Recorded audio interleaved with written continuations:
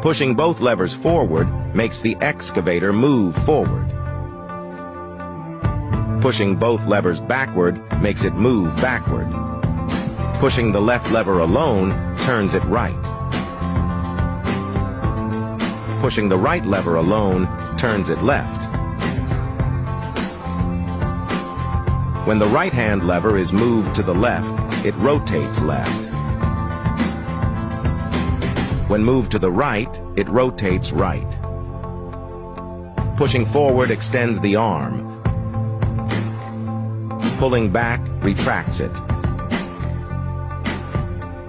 Pushing the left-hand lever downward lowers the boom. Pulling it backward raises the boom. Pushing left closes the bucket to dig.